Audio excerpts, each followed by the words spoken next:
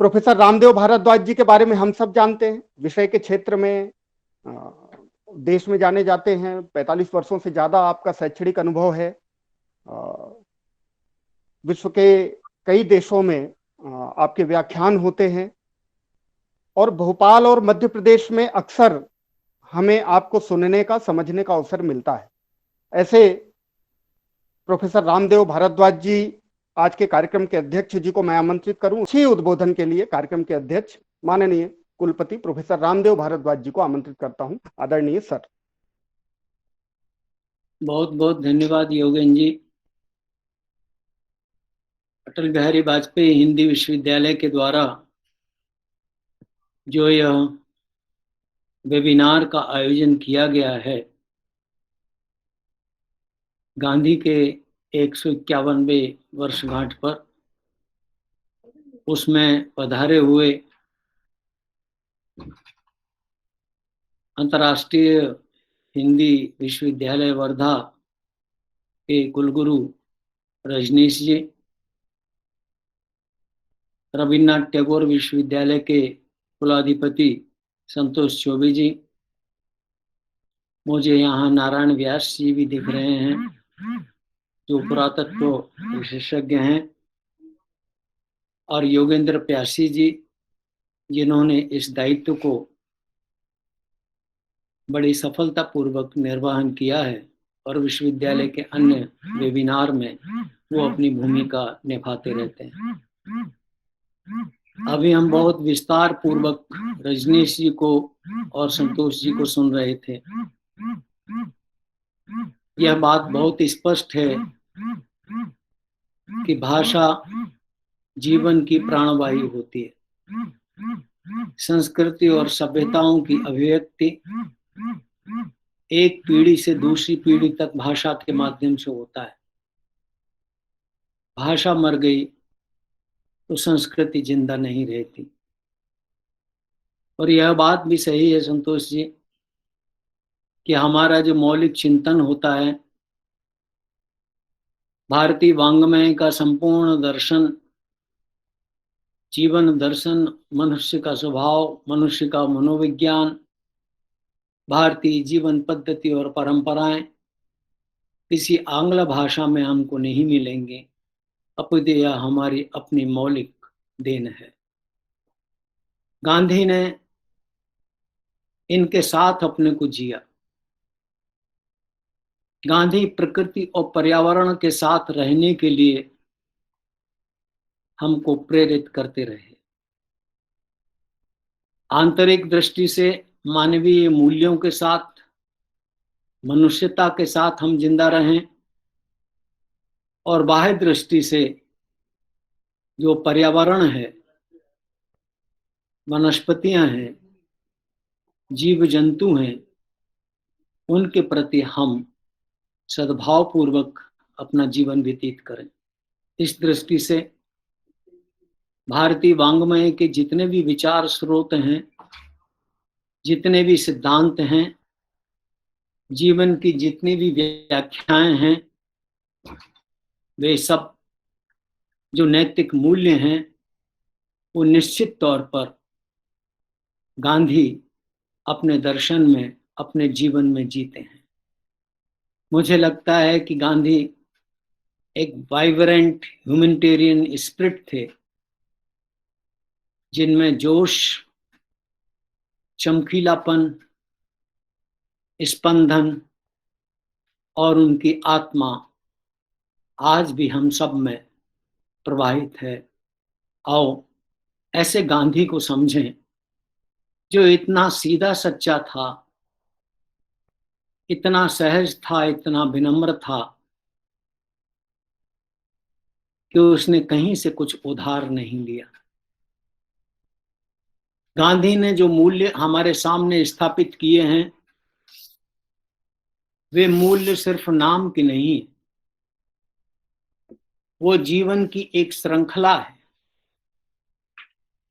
जीवन का ऐसा कोई पहलू नहीं है जिसमें हमें गांधी दिखता नहीं हो।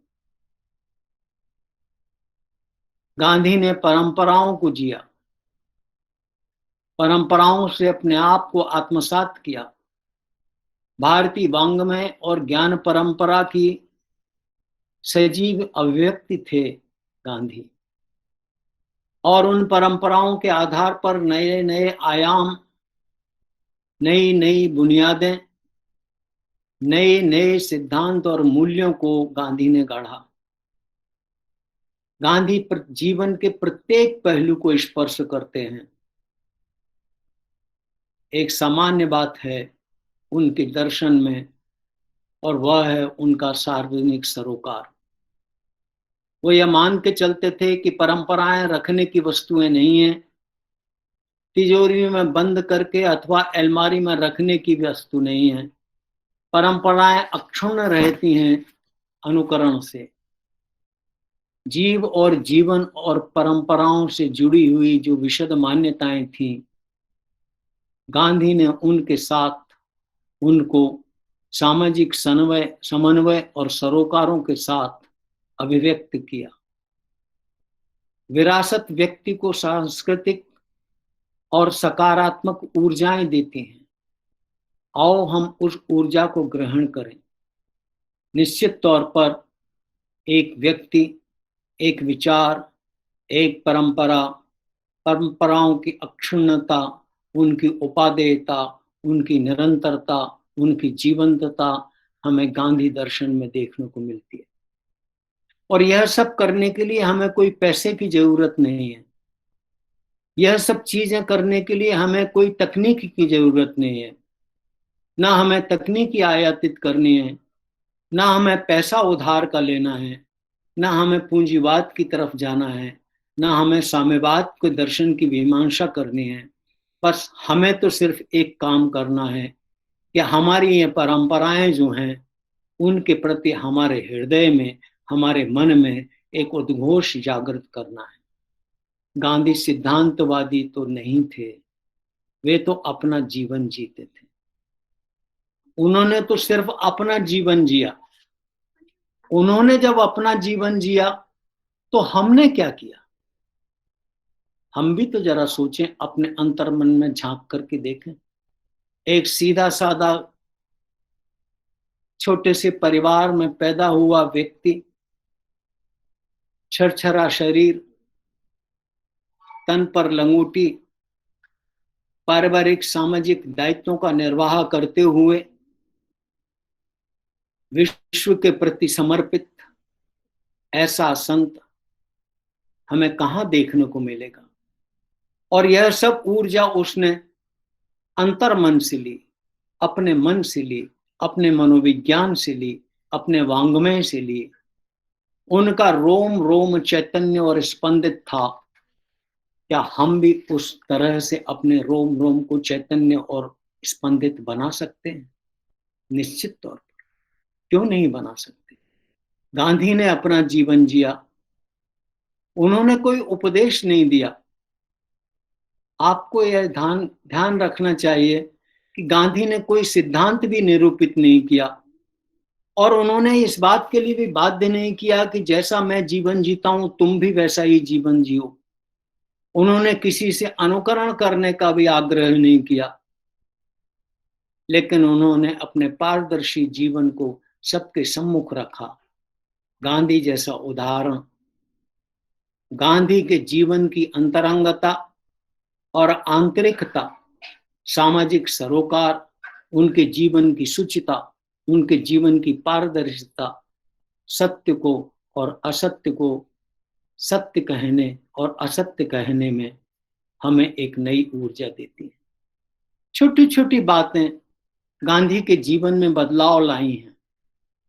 हम भी उन छोटी छोटी बातों से अपने जीवन में बदलाव लाते थे।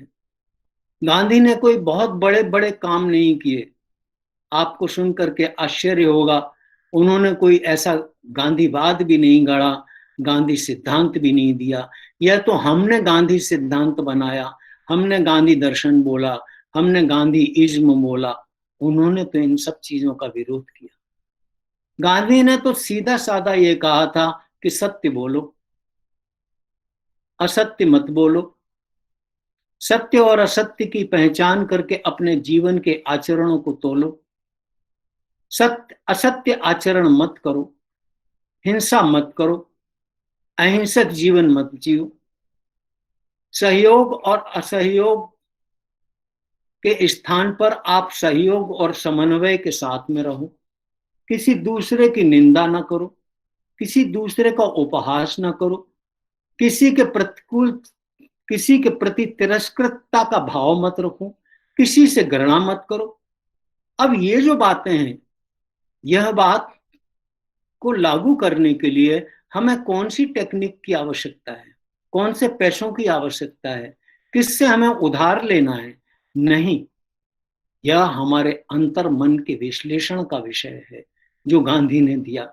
और यह अंतर मन का विश्लेषण आयातित भाषाओं में नहीं होता, यह अंतर मन का विश्लेषण हिंदी भाषा में होता है, अपनी मातृभाषा में होता है, अपनी देशज भाषा में होता है, अपनी स्वयं की भाषा में होता है। गांधी तो सिर्फ इतना चाहते थे कि समाज में जिसका जितना है उसको उतना मिले, कोई किसी का शोषण न करे, सत्ता को केंद्रित मत होने दो, गांव स्तर पर स्वायत्तताएं दो, एकाधिकारी मत बनो, छोटे छोटे उद्योगों की स्थापना करो, जो हमारे परंपरागत पौराणिक धंधे हैं, स्केल है, जो हमारा कौशल है, उसको विकसित करो, व्यापक मशीनीकरण मत करो, अपने अंतरात्मा की आवाज को सुनो, नैतिक आचरण करो। बस इतना ही तो कहा था गांधी ने, और क्या कहा था? इससे ज्यादा तो उन्होंने नहीं कहा। और इस सब को करने के लिए, इस सब का अनुकरण करने के लिए बाहर से कोई डंडा लगा करके, बाहर से कोई प्रताड़ना दे करके आपको इनके अनुकरण करने के लिए नहीं कहेगा। इसके लिए कोई पैसा नहीं चाहिए, किसी दौलत की आवश्यकता नहीं है। इसके लिए हमें अपने मन को चैतन्य बनाना पड़ेगा, अपने मन को स्वाभिमान से अंकुरित करना पड़ेगा। इन सब में ऐसा कौन सा काम है जो आप नहीं कर सकते? आप यदि ठान लें तो आप झूठ ना बोलें, हिंसा न करें, सत्य का प्रयोग करें, आप चाहें तो सत्ता का केंद्रीकरण न होने दें। लेकिन ऐसा कहां हो रहा है? हमें इन सब करने के लिए क्या कोई विश्वविद्यालयों की और प्रशिक्षणों की आवश्यकता है? निश्चित तौर पर नहीं। लेकिन विश्वविद्यालय खोले गए हैं, महाविद्यालय खोले गए हैं, विश्व में इन सिद्धांतों के अनुकरण करने के लिए अनेक पद्धतियां इजाद की जा रही हैं। एक छोटा सा विषय है कि केवल गांधी के विचार भारतीय वांग्मय हैं, गांधी के विचार वांग्मय के साथ साथ भारतीय संस्कृति, परंपरा और चिरातन मूल्य हैं। आत्मनिष्ठा के साथ में इनको स्वीकार करो, समाज निष्ठा के साथ में इनको स्वीकार करो, राष्ट्र निष्ठा के साथ में इनको स्वीकार करो। और यही स्वीकार करना और इन सब तत्वों के प्रति सरोकार रखना, यही राम राज्य है। उन्होंने तो ये कहा था कि राम राज्य आएगा, वसुधैव कुटुंबकम ही राम राज्य की आत्मा है। विश्व की अनेक संस्थाएं और सामाजिक सरोकारों से जुड़े हुए सामाजिक नेतृत्वकर्ता इन काम में लगे हुए हैं। वो तो सीधा साधा इतना कहते थे, अपने आत्मा की आवाज पर विश्वास करो, जीवन में निराश मत हो, पराजित भाव को मन में जागृत मत होने दो, विघ्न संतोषी मत बनो, अहिंसा से, अपने आचरण से, व्यवहार से दूसरे मनुष्यों के हृदय को जीतो। नकारात्मक भाव में जीतने का विषय नहीं है। मन, वचन और करुणा के सिद्धांतों को आगे बढ़ाओ। बस गांधी ने इतना ही तो कहा था। गांधी ने तो सिर्फ ये कहा था कि व्यक्तिगत हित सर्वोपरि नहीं होते, समाज के कल्याण की चिंता करो, समाज को स्वावलंबी बनाओ, अपने को आत्मनिर्भर बनाओ, स्वदेशी और स्वराज्य का सम्मान करो, एक ऐसी दृष्टि विकसित करो जो जमीनी हकीकत को समझती हो, घरेलू बाजार और घरेलू उत्पादन पर अधिक विश्वास करो, मानव श्रम का सम्मान करो और हमारी अपने देश की संस्कृति और सभ्यता की जो मानसिकता है उस पर अपने आप को न्यौछावर करो। अपने आप को अपनी जड़ों से मत काटो। ऊर्जा और परंपराएं हमारी जड़ों में निहित है। परंपराएं ही हमारी आत्मा है। परंपराएं ही हमारी ताकत है। परंपरा का सम्मान करो। आत्मशक्ति का विकास करो। भौतिक सुख सुविधाओं और विलासता के जीवन में कम से कम अपने आप को इन्वॉल्व करो। लालची मत बनो। नैतिक शिक्षा के साथ चलो। इतना ही नहीं, देश में नैतिक स्वामित्व और स्वामित्व के भाव को जागृत करो। मैं समझ नहीं पा रहा हूं कि इन सब कार्य को करने के लिए हमें पैसे की कहां जरूरत है। हमें कौन सी तकनीक की जरूरत है। हमें कौन सी पाठशाला की जरूरत है। हमारी यह जो आत्मा, हमारा यह जो शरीर है, यही पाठशाला है। गांधी ने अपने जीवन के उदाहरण से यह स्पष्ट करके दिया। उन्होंने सर्वोदय का विचार दिया। उन्होंने न्याय और लोक कल्याण की बात करी। हम स्वीकार करें या न करें, गांधी ने निश्चित तौर पर यह कहा कि शब्दों के भाव को समझकर जीवन में उनका अनुकरण और आचरण करो। यही तो कारण है।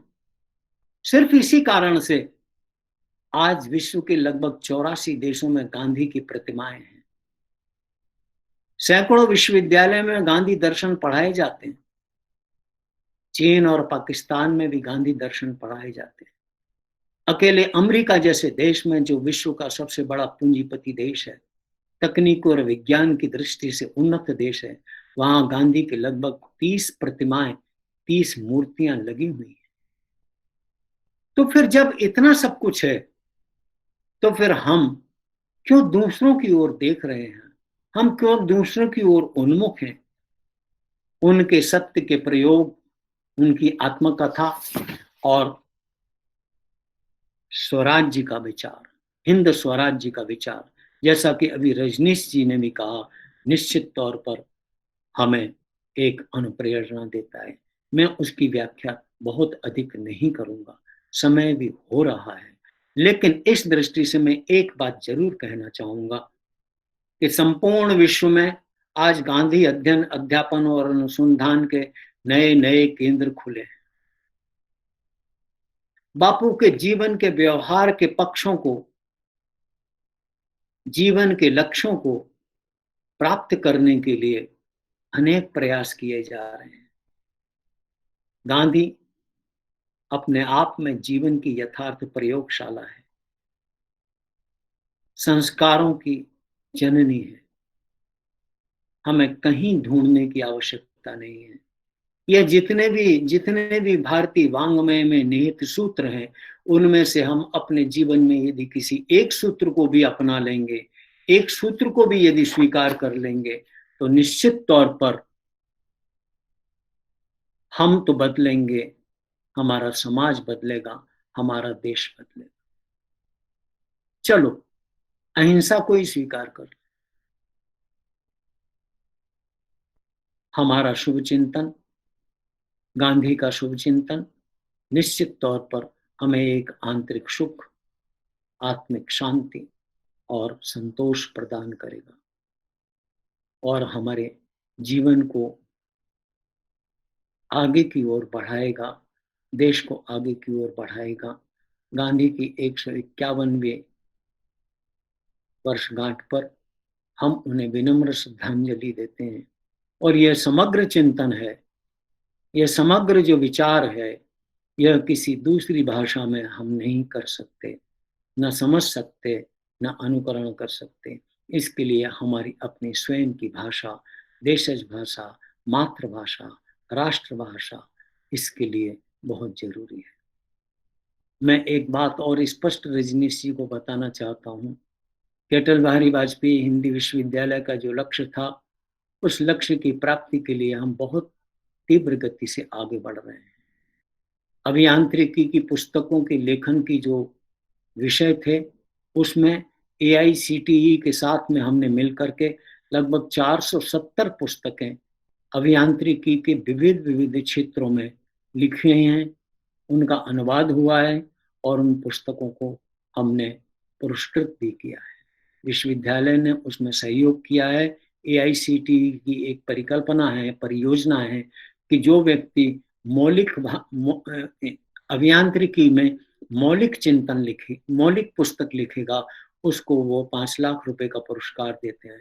इस प्रोत्साहन से लगभग 470 पुस्तकें उन्होंने लिखवाई हैं, उन्हें पुरस्कृत किया है।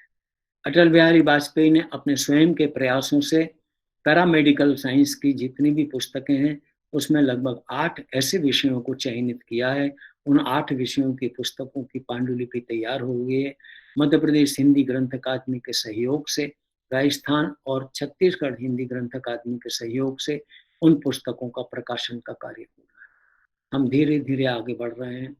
समय कम है, साधन सीमित है, लक्ष्य बहुत बड़ा है, बहुत अधिक काम करना है और हम सब, खास करके हमारे विश्वविद्यालय के प्राध्यापक, विश्वविद्यालय के कर्मी, जो बहुत कम से कम पैसों में, बहुत एक समर्पण भाव से इस विश्वविद्यालय को खड़ा करने में लगे हुए हैं, उन सब के प्रति भी मैं अपने विनम्र कृतज्ञता और आभार व्यक्त करता हूँ। उनके धैर्य को प्रणाम करता हूँ। निश्चित तौर पर एक न एक दिन आएगा जब हम आज भी आत्मसम्मान से हैं, हम दूसरों को भी आत्मसम्मान की राह पर ले जाएंगे। मातृभाषा में, हिंदी भाषा में अपनी पताका फहराएंगे और इस विश्वविद्यालय को, अटल बिहारी वाजपेयी के स्वप्न को, माननीय सुदर्शन जी के स्वप्न को हम आगे बढ़ाएंगे, पूरा करेंगे। यह हमारा संकल्प है। इसको पूरा किए बिना हम शांत नहीं बैठेंगे, चाहे इसके लिए हमें कुछ भी करना पड़े, चाहे कितने भी वर्ष लग जाएं। लेकिन हमने तय किया है कि हम 1 दशक के अंदर इन सारी चीजों को प्राप्त करके दिखाएंगे। हमारा भवन बना है, बड़ी कठिनाइयों से बना है, लेकिन हमने उसे प्रयास पूर्वक अपने अधिकार क्षेत्र में लिया है और बहुत ही शीघ्र हम अपने विश्वविद्यालय को केंद्रीय विश्वविद्यालय बनाने के लिए प्रयास करेंगे। हो सकता है यदि ये कोविड संकट न होता तो अभी उसकी घोषणा हो सकती थी। आप सब यहाँ आए, आप सब ने धैर्यपूर्वक पूरे कार्यक्रम को सुना। इसमें जुड़ने वाले जितने भी प्रतिभागी हैं, उन सब के प्रति विश्वविद्यालय की ओर से मैं नमन करता हूँ, आभार व्यक्त करता हूँ। बहुत बहुत धन्यवाद। बहुत बहुत धन्यवाद सर, हमेशा की तरह अपने प्रेरणादायी मार्गदर्शन के लिए।